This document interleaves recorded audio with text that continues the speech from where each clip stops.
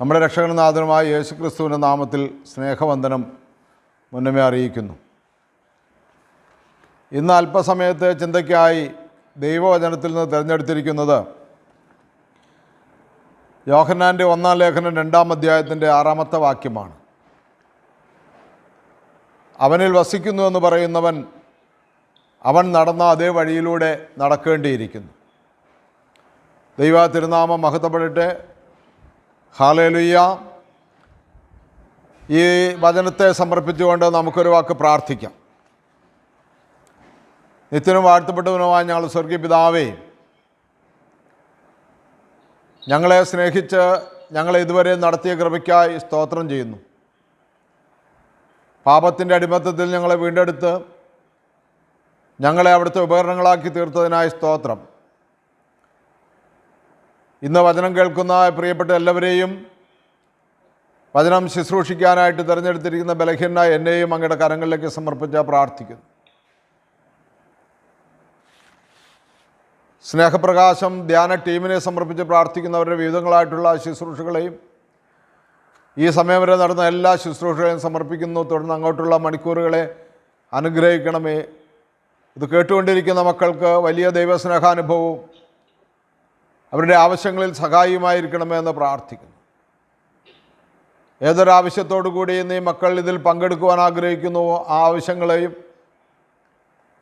ഒപ്പം തന്നെ എല്ലാറ്റിലുപരിയായിട്ടുള്ള അങ്ങയുടെ നിത്യജീവനെയും പ്രദാനം ചെയ്യണമെന്ന് പ്രാർത്ഥിക്കുന്നു.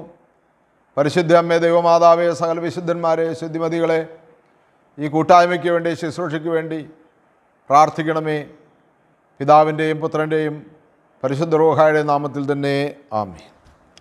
പ്രിയമുള്ളവരെ, വായിച്ചു കേട്ട ഭാഗം യോഹന്നാൻ്റെ 1-ാമത്തെ ലേഖനം 2-ാം അധ്യായം 6-ാമത്തെ വാക്യമാണ്.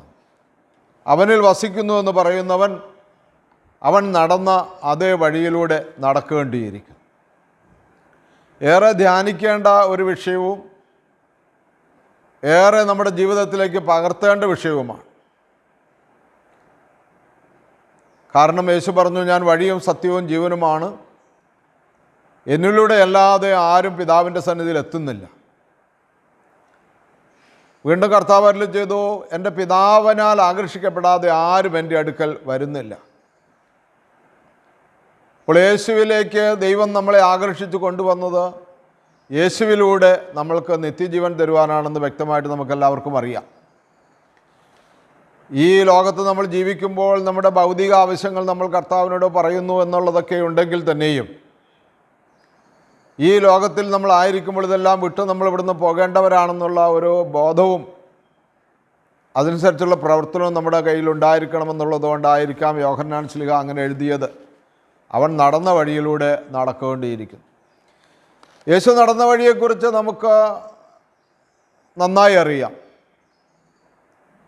പുൽക്കൂട് തൊട്ടങ്ങ് പുൽകുന്ന ദാരിദ്ര്യം കുരിശോളം കൂട്ടായി വന്നു എന്ന് പറയുമ്പോൾ പുൽക്കൂട് മുതൽ കാൽവരി വരെ യേശു നടന്നു. യേശു നടന്ന കാലഘട്ടത്തിൽ, അല്ലെങ്കിൽ യേശു ജീവിച്ച കാലഘട്ടത്തിൽ യേശു എന്തൊക്കെ സമൂഹത്തോട് പ്രവർത്തിച്ചു, എന്തൊക്കെ ചെയ്തുവോ, എന്തൊക്കെ ഉത്ബോധിപ്പിച്ചുവോ അതെല്ലാം നമ്മുടെ ജീവിതത്തിലും പ്രാവർത്തികമാക്കേണ്ടിയിരിക്കുന്നു എന്നുള്ളതാണ് ഈ വചനത്തിൻ്റെ അർത്ഥം നമ്മൾ മനസ്സിലാക്കുന്നത്. അപ്പോൾ അവനിൽ വസിക്കുന്നുവെന്ന് പറയുന്നവൻ അവൻ നടന്ന വഴിയിലൂടെ നടക്കേണ്ടിയിരിക്കുന്നതിനാൽ അവൻ നടന്ന വഴിയിലൂടെ നടക്കണമെങ്കിൽ യോഹന്നാൻ ശ്ലീഹ അതിൻ്റെ 2-ാം അധ്യായത്തിൻ്റെ 15-16 വാക്യങ്ങളിൽ പറയുന്ന കാര്യങ്ങൾ നമ്മൾ ശ്രദ്ധിച്ചാലാണ് ആ വഴി നമുക്ക് യാത്ര ചെയ്യാനായിട്ട് പറ്റുള്ളൂ. വെറുതെ നമ്മൾ പറഞ്ഞതുകൊണ്ടൊന്നും പുൽക്കൂട് തൊട്ട് കാൽവരി വരെ ഒന്നും യാത്ര ചെയ്യാൻ സാധ്യമല്ല. പ്രതീകങ്ങളിലൂടെയൊക്കെ നമുക്ക് യാത്ര ചെയ്യാൻ സാധിക്കും. വ്യക്തിജീവിതത്തിലൂടെ വിശുദ്ധന്മാർ നടന്ന വഴികളിലൂടെ യാത്ര ചെയ്യണമെങ്കിൽ നമ്മൾ ചില കാര്യങ്ങൾ ഉപേക്ഷിക്കേണ്ടതായിട്ട് വരുന്നു എന്ന് യോഹന്നാൻ ശ്ലീഹ പറയുകയാണ്. യോഹന്നാൻ്റെ 1-ാം ലേഖനം 2-ാം അധ്യായത്തിൻ്റെ 15, 16, 17 വാക്യങ്ങൾ വായിക്കുമ്പോൾ ഈ യേശുവിൻ്റെ കൂടെ നമ്മൾ നടക്കുമ്പോൾ ലോകത്തിലുള്ള വസ്തുക്കളെയോ നിങ്ങൾ സ്നേഹിക്കരുത്, അരുതെന്നൊരു പ്രമാണം തരുന്നുണ്ട്. ലോകത്തിലുള്ള വസ്തുക്കളെയോ നിങ്ങൾ സ്നേഹിക്കരുത്, ആരെങ്കിലും ലോകത്തെ സ്നേഹിച്ചാൽ പിതാവിൻ്റെ സ്നേഹം അവനിൽ ഉണ്ടായിരിക്കുകയില്ല. ഈ വചനം നമ്മളുടെ ജീവിതത്തിലേക്ക് നമ്മൾ സ്വായത്തമാക്കാനായിട്ട് ശ്രമിക്കുക. ലോകത്തെയോ ലോകത്തിലുള്ള വസ്തുക്കളെയോ സ്നേഹിക്കരുത്. ഉപയോഗിക്കരുത് എന്നല്ല പറഞ്ഞിരിക്കുന്നത്, സ്നേഹിക്കരുത്. ഉപയോഗവും സ്നേഹവും രണ്ടും രണ്ടാണ്. ദൈവം നമുക്ക് ഉപയോഗിക്കുവാൻ വേണ്ടി, നമുക്ക് അനുഭവിക്കുവാൻ വേണ്ടി ലോകത്തിലുള്ള വസ്തുക്കളെ സൃഷ്ടിച്ചതിന് ശേഷമാണ് നമ്മളെ സൃഷ്ടിച്ചതെന്ന് ബൈബിൾ നമ്മളെ പഠിപ്പിക്കുമ്പോൾ ലോകം നമുക്ക് അന്യമല്ല ഒരിക്കലും. തൻ്റെ ഏകജാതനെ നൽകാൻ തക്കവണ്ണം ദൈവം അത്രമാത്രം ലോകത്തെ സ്നേഹിച്ചു എന്ന് പറയുമ്പോൾ ലോകമൊരിക്കലും ദൈവത്താൽ വെറുക്കപ്പെട്ടിട്ടില്ല. ദൈവം ഈ ലോകത്തെ സ്നേഹിക്കുന്നു. നമ്മുടെ വിശുദ്ധീകരണത്തിന് വേണ്ടി കർത്താവ് കാത്തിരിക്കുന്നു. നമ്മളിലൂടെ ലോകം വിശുദ്ധീകരിക്കപ്പെടണമെന്ന് കർത്താവ് ആഗ്രഹിക്കുന്നു. പ്രിയമുള്ളവരെ, അതുകൊണ്ട് ലോകത്തിലെ വസ്തുക്കളെ ഉപയോഗിക്കരുതെന്നല്ല യോഹന്നാൻ ശ്ലീഹ പറയുന്നത്, സ്നേഹിക്കരുത് എന്നാണ്. കാരണം ലോകത്തിലുള്ള വസ്തുക്കളെ സ്നേഹിച്ചാൽ പിതാവിൻ്റെ സ്നേഹമില്ല, നമ്മളില്ല എന്ന്. യേശുവിനോട് ഒരു ചെറുപ്പക്കാരൻ പറഞ്ഞു, നീ എവിടെ പോയാലും ഞാൻ നിന്നെ അനുഗമിക്കാമെന്ന് പറഞ്ഞു. അപ്പോൾ യേശു പറഞ്ഞത്, പാമ്പുകൾക്ക് മാളമുണ്ട്, കുറുനരികൾക്ക് ആകാശമുണ്ട്, മനുഷ്യപുത്രന് തലചായ്ക്കാൻ. പറവകൾക്ക് ആകാശമുണ്ട്, കുറുനരികൾക്ക് മാളമുണ്ട്, മനുഷ്യപുത്രന് തലചായ്ക്കാൻ ഇടമില്ല എന്നവർ. എന്ന് പറഞ്ഞാൽ യേശുവിനെ അനുഗമിക്കുന്നവന് ഭൂമിയിൽ സുഖസൗകര്യങ്ങൾ ഉണ്ടാകുക സാധ്യമല്ല എന്നാണ് പറഞ്ഞതിൻ്റെ അർത്ഥം. സുഖസൗകര്യങ്ങൾ ഉണ്ടാകുകയില്ല എന്ന് പറയുമ്പോൾ സൗകര്യങ്ങളോടോ സുഖത്തോടോ ഒരു പരിത്യാഗം നമുക്ക് ആവശ്യമാണെന്ന് അവിടെ സൂചിപ്പിക്കുന്നുണ്ട്. കാരണം നമുക്ക് സുഖസൗകര്യങ്ങൾ വരുമ്പോൾ നമ്മൾ വായിച്ച ഭാഗത്ത് ഇപ്രകാരം പറയുന്നു, എന്തെന്നാൽ ജഡത്തിൻ്റെ ദുരാശ, കണ്ണുകളുടെ ദുരാശ, ജീവിതത്തിൻ്റെ അഹന്ത, ഇങ്ങനെ ലോകത്തിലുള്ളതൊന്നും പിതാവിൻ്റെതല്ല. കണ്ണുകളുടെ ദുരാശ, കണ്ണുകൾ കണ്ട് കാണുന്നതെല്ലാം ആഗ്രഹിക്കുന്ന, ആശിക്കുന്ന, അത് സ്വന്തമാക്കുന്നത്, അത് പിതാവിൽ നിന്നല്ല എന്ന് യോഹന്നാൻ ശ്ലീഹ പറയുകയാണ്. അതുകൊണ്ടാണ് ആ ചെറുപ്പക്കാരനോട് യേശു പറഞ്ഞത്, നീ ഇങ്ങനെ ത്യജിക്കുന്നില്ല എങ്കിൽ, നീ ഉപേക്ഷിച്ചിട്ട് വരുന്നില്ല എങ്കിൽ നിൻ്റെ കണ്ണിൽ കാണുന്ന ദുരാശകളെല്ലാം സ്വന്തമാകും. ജഡത്തിൻ്റെ ദുരാശ, ശരീരത്തിൻ്റെ ആശകൾ, ജീവിതത്തിൻ്റെ അഹന്ത, ഇങ്ങനെ ലോകത്തിലുള്ളതൊന്നുമല്ല. അപ്പോൾ ഈ മൂന്ന് കാര്യങ്ങൾ ലോകത്തിൻ്റേതാണെന്ന് വചനം പറയുകയാണ്. എന്നിട്ട് പറയുന്നു, പ്രത്യുത ലോകവും അതിൻ്റെ മോഹവും ഒഴിഞ്ഞു പോകും, ദൈവേഷ്ടം ചെയ്യുന്നവനോ എന്നേക്കും നിലനിൽക്കുന്നു. അപ്പോൾ ഒരു ദൈവമക്കളായിരിക്കുന്ന നാം എല്ലാവരും, യേശുക്രിസ്തുവിലൂടെ വീണ്ടെടുക്കപ്പെട്ട, രക്ഷിക്കപ്പെട്ടിരിക്കുന്ന നമ്മളെല്ലാവരും, പരിശുദ്ധ മാമോദീസ എന്ന കൂദാശയിലൂടെ ക്രൈസ്തവരായി തീർന്ന എല്ലാ മക്കളും ക്രിസ്തുവിൻ്റെ വചനപ്രകാരം ജീവിക്കുമ്പോൾ മാത്രമേ മറ്റ് മതസ്ഥരായ ആളുകളെ ക്രിസ്തുവിലേക്ക് പൂർണ്ണമായി ആകർഷിക്കുവാനായിട്ട് കഴിയൂ എന്ന് വിശ്വസിക്കണം. ഈ കാലഘട്ടത്തിൽ നമ്മൾ നോക്കുമ്പോൾ അല്ലാതെ തന്നെ ഇവിടെ ക്രിസ്ത്യാനികൾ ക്രിസ്തുവിൻ്റെ മാർഗം ജീവിച്ചില്ലെങ്കിലും മറ്റാളുകൾ ക്രിസ്തുവിലേക്ക് വരുന്നതായിട്ട് കാണാൻ സാധിക്കും. അത് യേശുക്രിസ്തു ലോകത്തിലേക്ക് കൊടുക്കുന്ന അത്ഭുതങ്ങളും അടയാളങ്ങളും ക്രിസ്തുവിലേക്ക് ആകർഷിക്കാൻ വേണ്ടി പിതാവ് കൊടുക്കുന്ന നിരവധിയായ കരുണയുമാണ്. അത് യഹൂദന്മാരുടെ കാലത്ത് പൗലോസ്ലീഹ പറഞ്ഞു, നിങ്ങളെക്കുറിച്ച് എങ്ങനെ പറഞ്ഞിരിക്കുന്നു, നിങ്ങൾ കേൾക്കിട്ട് മനസ്സിലാക്കാതെ വണ്ണവും ഗ്രഹിക്കാതിരിക്കത്തക്ക വണ്ണവും നിങ്ങളുടെ ചെവിയും ഹൃദയവും ദൈവം അന്ധമാക്കിയിരിക്കുന്നു. എന്നാൽ ഇപ്പോൾ ഇതാ എന്നെ ദൈവം ജാതികളുടെ ഇടയിലേക്ക് അയക്കുന്നു. അങ്ങനെ അപ്പോസ്തലനായ പൗലോസ് വിജാതിയരുടെ ഇടയിൽ സുവിശേഷം പ്രസംഗിക്കുന്നു.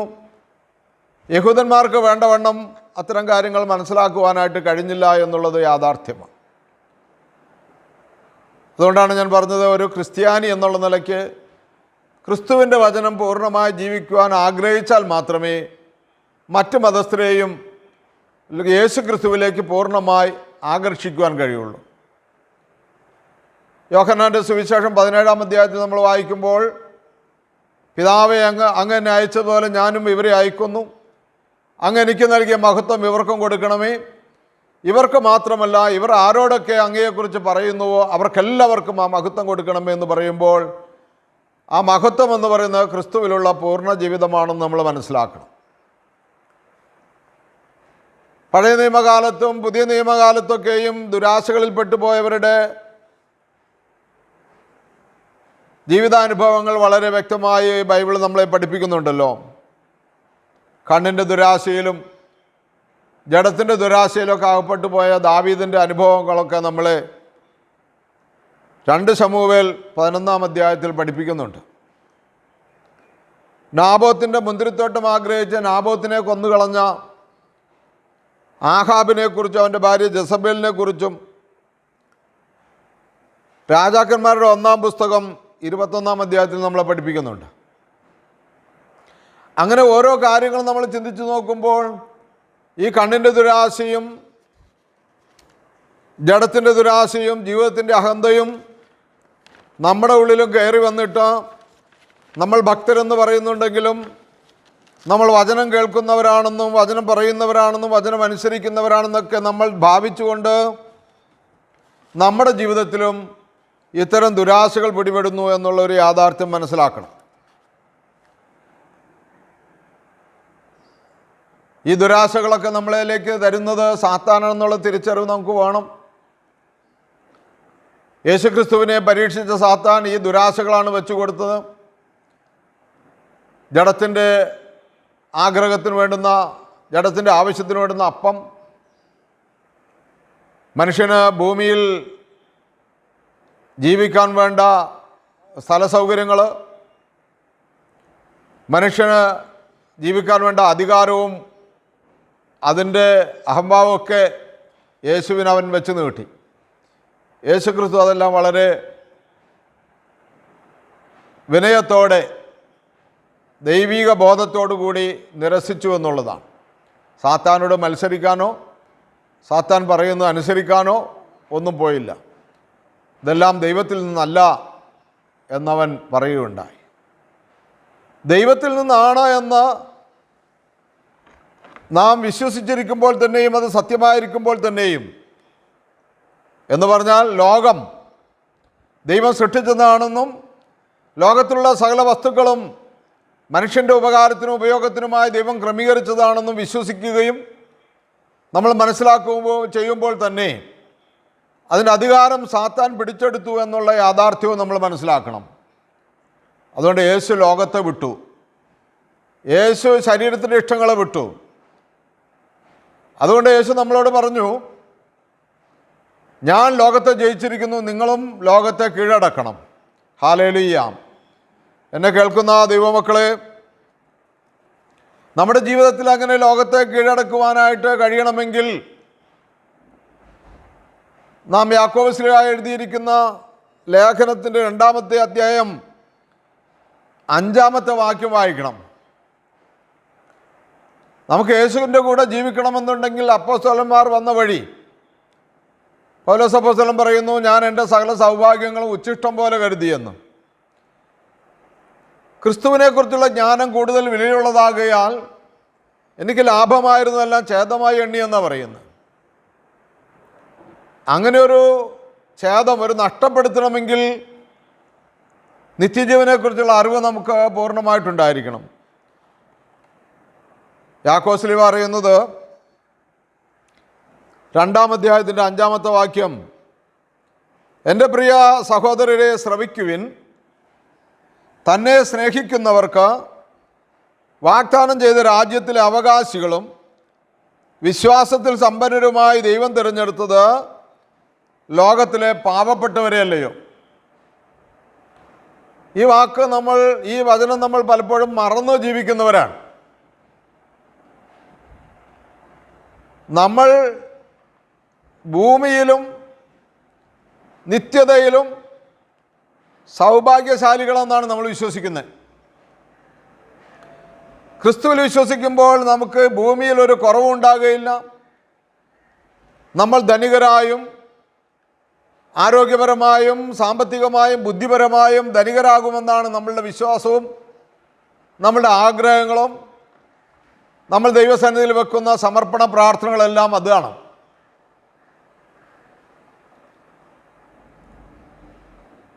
നമ്മളൊരു കാര്യം മനസ്സിലാക്കേണ്ടിയിരിക്കുന്നു. യേശുക്രിസ്തു പറഞ്ഞിരിക്കുന്ന ധൂർത്തപുത്രൻ്റെയും മൂത്തപുത്രൻ്റെയും ഉപമയിൽ ധൂർത്തപുത്രൻ തൻ്റെ പിതാവിൽ നിന്ന് അവകാശങ്ങളെല്ലാം വാങ്ങി സ്വന്തം ഇഷ്ടപ്രകാരം ജീവിക്കുവാനായിട്ട്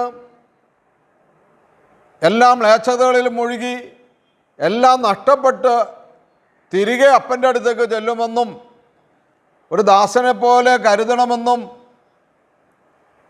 ആഗ്രഹിച്ചപ്പോഴാണ് അവൻ അപ്പൻ്റെ അടുത്തേക്ക് വരുന്നതും അപ്പൻ അകലെ നിന്ന് അവനെ ശ്രദ്ധിച്ചുകൊണ്ട് അവനെ കരുതുന്നതും അവനെ കെട്ടിപ്പിടിച്ച് ചുംബനം കൊടുക്കുന്നതും വേലക്കാരോട് പറഞ്ഞ് അവൻ്റെ കാലിൽ ചെരുപ്പണിയിക്കുന്നതും നല്ല വസ്ത്രങ്ങൾ ധരിപ്പിക്കുന്നതും മോതിരമണിയിക്കുന്നതും വലിയ സ്നേഹവിരുന്ന് നടത്തുന്നതൊക്കെയും ആ ഭാഗത്താണ്. ഈ അവസ്ഥ കണ്ട് സങ്കടപ്പെടുന്ന മൂത്ത മകനുണ്ട്. അവൻ പറയുന്നത്, അപ്പാ, ഇത്രയും നാൾ ഞാൻ നിന്നോട് കൂടെ ജീവിച്ചിട്ട് എൻ്റെ കൂട്ടുകാരൊത്ത് ഉല്ലസിക്കാൻ ഒരു ആട്ടിൻകുട്ടിയെ പോലും നീ എനിക്ക് തന്നില്ലല്ലോ എന്ന ഒരു പരിഭവം പറയുന്നുണ്ട്. അപ്പോൾ അപ്പൻ പറയുന്നത്, മകനെ, നീ എന്നും എൻ്റെ കൂടെ ആയിരുന്നല്ലോ, എന്നാൽ ഇപ്പോൾ ഇവൻ മരിച്ചവനായിരുന്നു, ഇതാ ഇവൻ വീണ്ടും ജീവിച്ചിരിക്കുന്നു. Hallelujah, hallelujah. ദൈവനാമം മാത്രം മഹത്വപ്പെടട്ടെ. ഇവൻ മരിച്ചവനായിരുന്നു, ഇപ്പോൾ ഇവൻ ജീവിച്ചിരിക്കുന്നു. എന്തെന്നാൽ അവൻ അപ്പൻ്റെ അടുത്തേക്ക് പോകണമെന്നുള്ള ഒറ്റ ചിന്ത, ആ ഒരു ധ്യാനമാണ്. എൻ്റെ അപ്പൻ്റെ ഭവനത്തിൽ എത്രയോ ആളുകൾ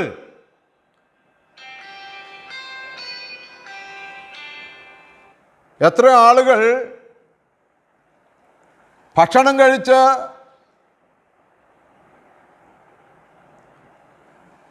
വെറുതെ നഷ്ടപ്പെടുത്തുന്നു, വെറുതെ കളയുന്നു.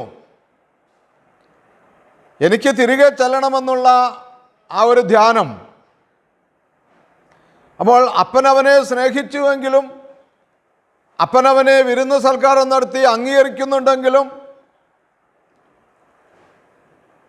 അവൻ്റെ മനോഭാവമാണ് നമ്മൾ ചിന്തിക്കേണ്ടത്. നിന്റെ ദാസനായിരുന്നു കൊള്ളാം, നിന്റെ ദാസനായിരുന്നു കൊള്ളാം. ഒരു ദാസന് അവൻ്റെ യജമാനൻ്റെ ഹിതം വിട്ട് ഒന്നും ചെയ്യാൻ പറ്റില്ല. പരിശുദ്ധ അമ്മ മാലാഖയോട് പറഞ്ഞു, ഇതാ കർത്താവിൻ്റെ ദാസി, നിന്റെ ഹിതം പോലെ എന്നിൽ നിറവേറട്ടെ എന്ന്. ഒരു ദാസിക്ക് അവളുടെ യജമാനൻ എന്താണോ കൽപ്പിക്കുന്നത് അതിനപ്പുറത്തേക്കൊന്നും പാടില്ല. അതുകൊണ്ട് ഇന്ന് ദൈവത്തിൻ്റെ കൂട്ടുപിടിച്ച് സർവ്വ സുഖ സൗകര്യങ്ങളും വേണമെന്ന് ആഗ്രഹിച്ച് നടക്കുന്നവരെ ഒന്ന് ഓർത്തുകൊള്ളുക. യാക്കോബ് ശ്ലീഹയുടെ ലേഖനം 2:5, എൻ്റെ പ്രിയ സഹോദരരെ ശ്രവിക്കുവിൻ, തന്നെ സ്നേഹിക്കുന്നവർക്ക് വാഗ്ദാനം ചെയ്ത രാജ്യത്തിലെ അവകാശികളും വിശ്വാസത്തിൽ സമ്പന്നരുമായി ദൈവം തിരഞ്ഞെടുത്തത് ലോകത്തിലെ പാവപ്പെട്ടവരെയല്ലേ. വിശ്വാസത്തിൽ സമ്പന്നനാകണമെങ്കിൽ നമ്മൾ ലോകത്തോട് നോ പറയണം. ലോകം അതിൻ്റെ സുഖസൗകര്യങ്ങൾ വെച്ച് നീട്ടിത്തരുമ്പോൾ അത് വേണ്ട എന്ന് പറയാനുള്ള ഒരു ധൈര്യമുണ്ടാകണം. ആ ധൈര്യം കാണിക്കുമ്പോൾ മാത്രമേ നമ്മൾ ആദ്യം വായിച്ചു കേട്ട വചനം നമ്മുടെ ജീവിതത്തിലാവുകയുള്ളൂ. നിങ്ങൾ ലോകത്തെയോ ലോകത്തിലുള്ള വസ്തുക്കളെയോ സ്നേഹിക്കരുത്. എന്തെന്നാൽ ലോകത്തെയോ ലോകത്തിലുള്ള വസ്തുക്കളെ സ്നേഹിച്ചാൽ നിങ്ങളിൽ പിതാവിൻ്റെ സ്നേഹമില്ല. പിതാവ് തരുന്ന അനുഗ്രഹങ്ങളല്ല നിത്യജീവൻ. നിത്യജീവൻ നീതിബോധമുള്ള ജീവിതമാണ്. നിത്യജീവൻ കിട്ടണമെങ്കിൽ അബ്രാഹാമിനെ പോലെ അനുസരിക്കുകയും അനുസരണം നീതിയായി കണക്കാക്കപ്പെടുകയും വേണം. Hallelujah, hallelujah. യേശുവേ നന്ദി. കേൾക്കുന്ന വചനങ്ങൾ ഗ്രഹിക്കുവാൻ തക്കവണ്ണം ദൈവമേ ഹൃദയം തുറക്കണമേ എന്ന് പ്രാർത്ഥിച്ചുകൊണ്ടിരിക്കുക. പെട്ടെന്ന് മനസ്സിലാകുന്ന തിരുവചനമല്ല ഇതൊന്നും. പെട്ടെന്ന് മനസ്സിലാക്കാനായിട്ട് നമുക്ക് സാധിക്കില്ല. കാരണം സാത്താൻ അത് സമ്മതിക്കില്ല. നമ്മൾ താക്കോൽ വാക്യം വായിച്ചതാണ്, അവനിൽ വസിക്കുന്നു എന്ന് പറയുന്നവൻ അവൻ നടന്ന അതേ വഴിയിലൂടെ നടക്കേണ്ടിയിരിക്കുന്നു. 1 യോഹന്നാൻ 2:6. തന്നെ സ്നേഹിക്കുന്നവർക്ക് വാഗ്ദാനം ചെയ്ത രാജ്യത്തിലെ അവകാശികളും വിശ്വാസ സമ്പന്നരുമായി ദൈവം തിരഞ്ഞെടുത്ത ലോകത്തിലെ പാവപ്പെട്ടവരെയല്ലേ. വിശുദ്ധ യാക്കോബിൻ്റെ ലേഖനം 2:5. പാവപ്പെട്ടവരായിരിക്കുക എന്ന് പറയുമ്പോൾ സമ്പത്തില്ലാതിരിക്കുക, ആരോഗ്യമില്ലാതിരിക്കുക, ബുദ്ധിയില്ലാതിരിക്കുക, യാതൊരു കഴിവുമില്ലാതിരിക്കുന്ന ഒരു സാധു എന്നല്ല അതിൻ്റെ അർത്ഥം. ഇതൊക്കെയും ഉള്ളപ്പോൾ തന്നെയും ഞാൻ ദൈവത്താൽ വിളിക്കപ്പെട്ടവനാണ്, ദൈവത്താൽ തിരഞ്ഞെടുക്കപ്പെട്ടവനാണ്, എനിക്ക് ഇതിലൊന്നിനും അഹങ്കരിക്കാനോ ഇതൊന്നും എൻ്റെ സ്വന്തമെന്ന് അവകാശപ്പെടാനോ യാതൊരു അവകാശവുമില്ല എന്നുള്ളതാണ്. മാത്രമല്ല പരിശുദ്ധ അമ്മയെപ്പോലെ ദാരിദ്ര്യം സ്വീകരിക്കുവാനും വിളിക്കപ്പെട്ടവരും നമ്മൾ. എന്ന് പറഞ്ഞാൽ ഒന്നുമില്ലാത്തവരാണെങ്കിൽ പോലും ദൈവം നമ്മളെ സ്നേഹിക്കുന്നു എന്നുള്ള തിരിച്ചറിവ് വരണം. ക്രിസ്മസിൻ്റെ രാത്രിയിൽ ദേവാലയങ്ങളിൽ, പ്രത്യേകിച്ച് യാക്കോബായ ഓർത്തഡോക്സ് സഭകളിലൊക്കെ രാത്രി പ്രാർത്ഥനയിൽ പരിശുദ്ധ അമ്മ തൻ്റെ പ്രസവ സമയം അടുക്കുമ്പോൾ യൗസേപ്പ് പിതാവിനോട് പറയുന്ന ഒരു സാഹചര്യമുണ്ട്. പറയുന്ന കാര്യങ്ങൾ എന്ന് പിതാക്കന്മാർ ദർശിച്ചിട്ട് ആ ആരാധനയിൽ പാടുന്ന ഒരു ഗീതമാണ്. മുറ്റുന്നീറ്റിന്നോവെന്നിൽ യൗസേപ്പോട് ചൊന്നാൾ നീതിജ്ഞ ബേത്ലഹേമിൽ ഗുഹയിൽ പോയിടാം. മുറ്റും നീറ്റിൻ നോവ്, ഈറ്റുനോവ്, പ്രസവവേദന അധികമായി വന്നിരിക്കുന്നു. നീതിമാനായ നീതിജ്ഞ ബേത്ലഹേമിലെ ഗുഹയിൽ പോകാം. കാരണം മാതാവ് പറയുന്നത് എങ്ങനെയാണ് പിതാക്കന്മാർ പഠിപ്പിക്കുന്നത്? ഇല്ലൊരു പായും കട്ടിലുമീയുള്ളോൾ കീയുലകത്തിൽ ഞാനാശ്രയഹീന. എനിക്ക് പായും കട്ടിലുമില്ല, ഞാൻ ലോകത്തിൽ ആശ്രയഹീനയാണ്. ലോകപുരാതനനെ ഗുഹയിൽ പ്രസവിച്ചയ്യോ, ജഗതീരക്ഷകനെ ഞാൻ പുൽ കൂട്ടിൽ പാലിക്കും. ഹല്ലേലൂയ. സ്തോത്രഗീതം പാടുകയാണ്.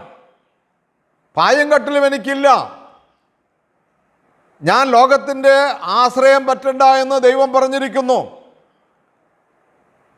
ലോകപുരാതനനെ, ലോകത്തിൻ്റെ ആരംഭത്തിലുള്ളവനെ, എല്ലാ സൃഷ്ടികൾക്കും ആദിജാതനായവനെ, ഞാനിതായി ഗുഹയിൽ പ്രസവിക്കാൻ പോവുകയാണ്. ഈ പുൽക്കൂട് തിരഞ്ഞെടുത്തിരിക്കുന്നത് സൃഷ്ടാവാണ്, ഞാനല്ല. ഈ പുൽക്കൂട്ടിൽ പിറക്കാൻ പോകുന്നത് സകലത്തിൻ്റെ ഉടയവനായ ദൈവമാണ്. അതുകൊണ്ട് അവിടുന്ന് തിരഞ്ഞെടുത്തിരിക്കുന്ന ദാരിദ്ര്യമാണ്. അതുകൊണ്ട് എൻ്റെ ദാരിദ്ര്യം മാറാൻ വേണ്ടി അങ്ങ് കഷ്ടപ്പെടുകയോ ഓടി നടക്കുകയോ വേണ്ട. നമുക്കിതാ കാണുന്ന ഗുഹയിലേക്ക് പോകാമെന്ന് മറിയം പറയുന്നതായിട്ടൊരു ദർശനം, ഒരു ചിന്ത, ഒരു ധ്യാനം ക്രിസ്മസിൻ്റെ രാത്രിയിൽ കൊടുക്കുന്നുണ്ട്.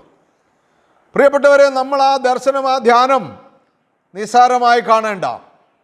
കാരണം നാം ഈ ലോകത്ത് ഇവിടെ എന്തെല്ലാം ഉണ്ടാക്കി വെച്ചാലും എന്തെല്ലാം ആർജിച്ചെടുത്താലും എല്ലാം ഇവിടെ ഇട്ടിട്ട് പോകണമെന്നുള്ളതൊരു യാഥാർത്ഥ്യമാകയാൽ ആ പോകുന്ന പോക്കിൽ നമ്മൾ ദരിദ്രനാണെന്നും തിരിച്ചറിയണം.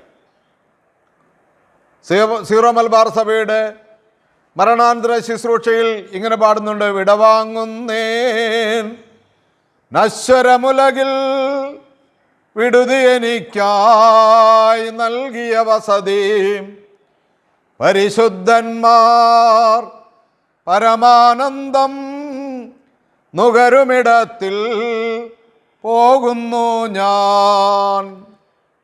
ഞാൻ ഉണ്ടാക്കി വെച്ച ഭവനവും ഞാൻ ഉണ്ടാക്കി വെച്ച സകല സർവ്വസമ്പത്തും എനിക്ക് വിട നൽകുകയാണ്.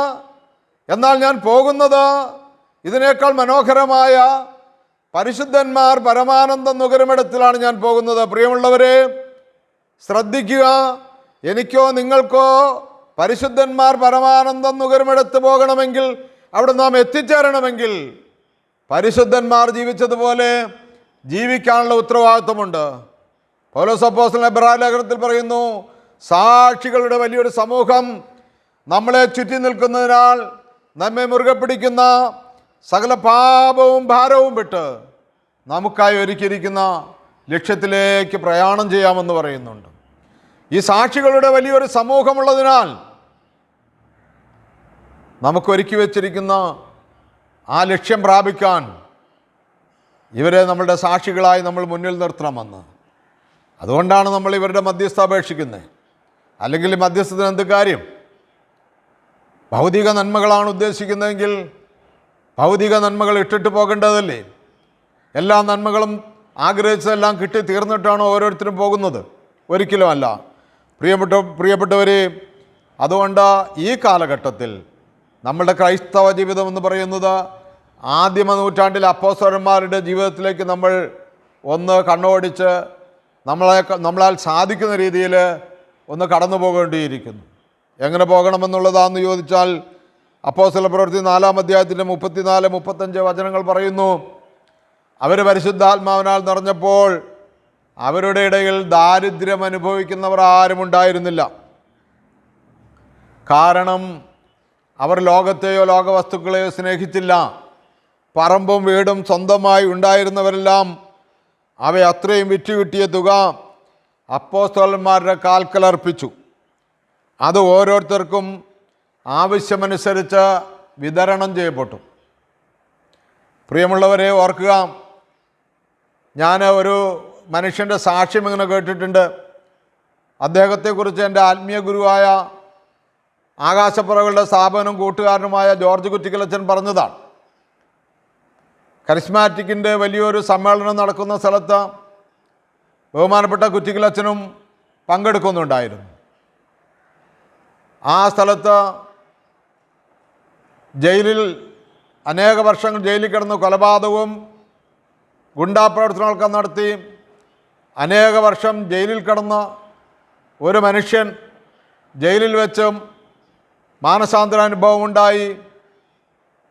ജയിൽ ശിക്ഷ കഴിഞ്ഞ് നാട്ടിൽ വന്നപ്പോൾ ഈ കൺവെൻഷനിൽ പങ്കെടുക്കുവാനായിട്ട് വന്നു.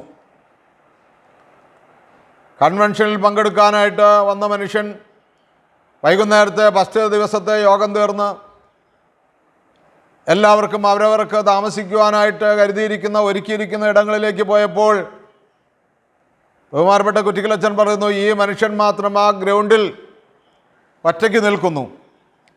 അയാളെ കൂട്ടിക്കൊണ്ടുപോകാനോ അയാളുടെ കൂട്ടുകൂടാനോ ഒരു മനുഷ്യനും ഉണ്ടായില്ല എന്നാണ് പറയുന്നത്. കുറ്റിക്കലച്ചൻ ജയിലിൽ വെച്ച് ഈ മനുഷ്യനോട് സുവിശേഷം പറഞ്ഞിട്ടുണ്ട്. അച്ഛന് ജയിൽ പ്രേക്ഷ ജീസസ് ഫെറ്റേണിറ്റിയുടെ ഭാഗമായി ജയിൽ പ്രേക്ഷിത വേല ഉണ്ടായിരുന്ന കാലത്ത് ഈ മനുഷ്യനെ അച്ഛൻ പരിചയപ്പെടുകയും ജയിലിൽ നിന്ന് പോരുമ്പോൾ വെട്ടുകാട് സ്നേഹാശ്രമത്തിൽ വരണമെന്നൊക്കെയും പറഞ്ഞിട്ടുണ്ടായിരുന്നു എന്നാണ് പറയുന്നത്. ഈ കൺവെൻഷൻ സ്ഥലത്ത് വെച്ച് ഈ മനുഷ്യനെ ഒറ്റയ്ക്ക് ഏകനായി നിൽക്കുന്നത് കുറ്റിക്കലച്ചൻ കണ്ടപ്പോൾ അദ്ദേഹത്തെ കെട്ടിപ്പിടിച്ച് ഉമ്മ വെച്ച് അച്ഛൻ താമസിക്കുന്ന സ്ഥലത്തേക്ക് കൊണ്ടുപോയി എന്ന് പറയുന്നത് ഞാൻ കേട്ടിട്ടുണ്ട്. പ്രിയമുള്ളവരെ, നിങ്ങൾ ലോകത്തെയോ ലോകത്തിലുള്ള വസ്തുക്കളെയോ സ്നേഹിക്കരുതെന്ന് പറയുമ്പോൾ ഈ വിഷയവും അതിനകത്ത് പെടും. ഒന്നുമില്ലാത്തവരെയും ആരുമല്ലാത്തവരെയും ജയിലിൽ നിന്ന് വന്നവരെയും ഭിക്ഷക്കാരനെയും മാനസിക രോഗിയെയും എല്ലാവരെയും കൂട്ടിച്ചേർത്ത് എല്ലാവർക്കും വേണ്ടി താൻ കഷ്ടപ്പെട്ടുണ്ടാക്കിയതായിരിക്കാം, തൻ്റെ പൂർവികർ കഷ്ടപ്പെട്ടതായിരിക്കാം, എല്ലാവർക്കും കൂടി അനുഭവിക്കുന്ന രീതിയിലേക്ക് പങ്കുവെക്കുമ്പോൾ മാത്രമേ പ്രിയമുള്ളവരെ നമ്മൾ ഒരു സത്യക്രിസ്ത്യാനിയായി തീരുന്നുള്ള യാഥാർത്ഥ്യം മനസ്സിലാക്കണം. അല്ലാത്തിടത്തോളം നമ്മളെല്ലാം കൂട്ടിവെച്ചത് ഇവിടെ നിന്ന് പോകുമ്പോൾ മത്തായിയുടെ സുവിശേഷം ശുദ്ധമുള്ള മത്തായി ശ്ലീഹ പറയുന്നു, കർത്താവേ കർത്താവ് എന്ന് വിളിക്കുന്നവനുമെല്ലാം എൻ്റെ സ്വർഗസ്ഥനായ പിതാവിൻ്റെ ഇഷ്ടം നിറവേറ്റുന്നവനാണ് സ്വർഗരാജ്യത്തിൽ പ്രവേശിക്കുക എന്ന്. അതുകൊണ്ട് അപ്പോസ്തലന്മാർ അവർക്ക് സ്വന്തമെന്നൊന്നും അവകാശപ്പെടാനില്ലാതെയാണല്ലോ 12 പേർ ഇറങ്ങിയത്.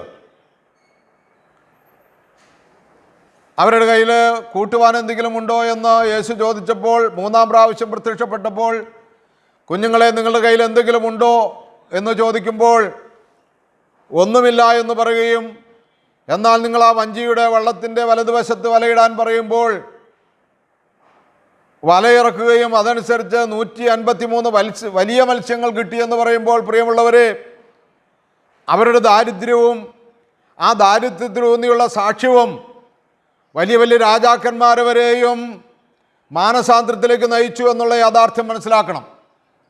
നമ്മളുടെ ഇന്നത്തെ സാക്ഷ്യം കൊണ്ട്, നമ്മളുടെ ഇന്നത്തെ ക്രൈസ്തവ സഭയിലെ പ്രഘോഷണം കൊണ്ട് എത്ര രാജാക്കന്മാരെ, എത്ര പ്രധാനമന്ത്രിയെ, എത്ര മുഖ്യമന്ത്രിയെ, എത്ര കളക്ടറെ മാനസാന്തരപ്പെടുത്താൻ സാധിച്ചു എന്ന് ചോദിക്കേണ്ടിയിരിക്കുന്നു തന്നോട് തന്നെ. 153 വലിയ മത്സ്യങ്ങൾ വലിച്ചു കയറ്റി എന്ന് പറയുമ്പോൾ വലിയ സാക്ഷ്യമുള്ളവരായി വലിയ വലിയ ആളുകളെ ദൈവരാജ്യത്തിലേക്ക് അടുപ്പിച്ചു എന്നല്ലേ അർത്ഥമാക്കുന്നത്. അങ്ങനെ വലിയ വലിയ ആളുകളെല്ലാം ദൈവരാജ്യത്തിലേക്ക് ആദായമായി വന്നപ്പോൾ അവർ ഇനിയും ആളുകളെ ചേർക്കുന്നതിനോ ഒന്നും സ്വന്തമെന്ന് അവകാശപ്പെട്ടില്ല. അവരുടെ അധികാരങ്ങളാകട്ടെ, അവരുടെ സ്ഥാവരജംഗമ വസ്തുക്കളാകട്ടെ, അവരുടെ ബുദ്ധിയാകട്ടെ, ശക്തിയാകട്ടെ, അവർക്ക് എന്തൊക്കെ ഉണ്ടോ എല്ലാം ദൈവത്തിൽ നിന്നാണെന്നും എല്ലാം ദൈവത്തിനുള്ളതാണെന്നും ദൈവം അതെല്ലാവർക്കുമായി ലോകത്തെ പട്ടിണിപ്പാവങ്ങളോടുകൂടെ